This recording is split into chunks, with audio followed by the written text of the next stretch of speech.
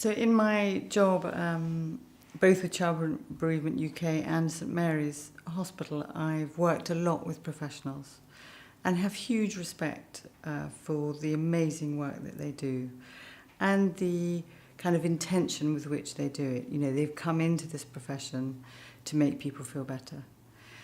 And I think the difficulty of that when somebody dies is that often professionals, whether it's a nurse, a GP, a consultant, a neurosurgeon, is that death feels like failure and that they haven't got a prescription, they haven't got a protocol that they can give people.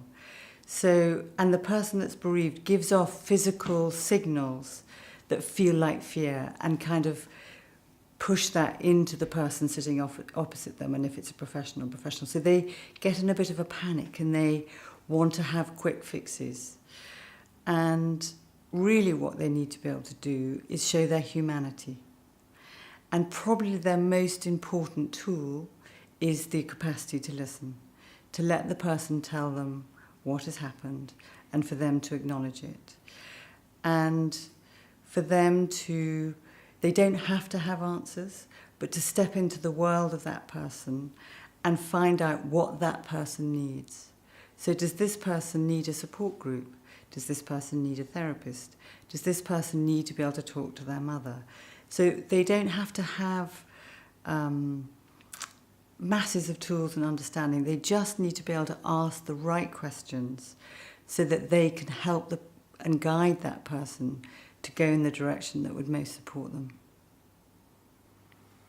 So I did quite a lot of research for my book, and one piece of research I came across was that 15% of all psychological disorders came from unresolved grief. And, you know, grief that hasn't been processed, that then derails the whole life of the person. And my kind of big shout is that if people get the right support at the time of the death, that's preventative medicine. So if they find ways of being able to talk about the person that's died, physically, physiologically supporting themselves, and allowing themselves to grieve whilst working, whilst functioning, that really can give them the resilience and the robustness to navigate their grieving process and not put it off, which is what people do. They kind of shut it down, and then it can come and get them as a real mental illness, maybe 5, maybe 10, maybe even 20 years later.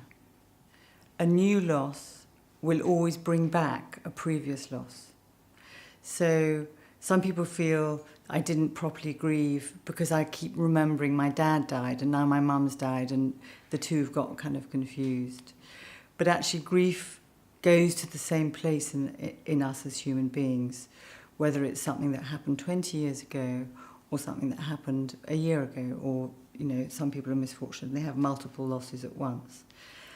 And so that's often where the fault line for psychological disorders are, is that one loss has been suppressed and then another loss, and it wouldn't have to be a death, it could be a divorce, it could be losing their job, goes to that place, and that's what derails them.